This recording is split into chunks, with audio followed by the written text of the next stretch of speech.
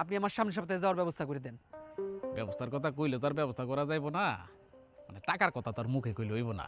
তুমি বাড়ি যাও, বাড়ি গিয়া যেভাবে পারো টাকা জোগাড় করো। তুমি একটু টাকা পয়সা যেমনি পারো ব্যবস্থা করো, আমি তোমার পাঠানোর ব্যবস্থা করতেছি। কথা ঠিক কইছেন, টাকা তো আর কথায় ম্যানেজ হয় না, কি যে করবো।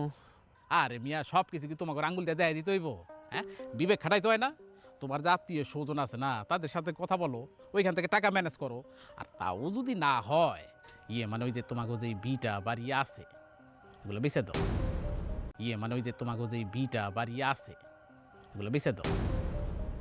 না মানে আমি বলতেছিলাম কি, তোমার যখন বিদেশে গিয়ে চাকরি হয়ে যাবে, যখন ধরো মেলা টাকা তুমি ইনকাম করবা, তখন এরকম নতুন বিটা বাড়ি অনেক কিছু তুমি কিনতে পারবা। তোমার তো টাকা আর টাকা, বুঝো নাই? আপনি একদম ঠিক কথা কইছেন, আমি ওখানে যেতেছি, আব্বারে যাই বুঝাই কই। তাড়াতাড়ি যাও, যাই দেরি তাহলে, করো হ্যাঁ? না, যাও। সময় কিন্তু বেশি নাই, বুঝো নাই?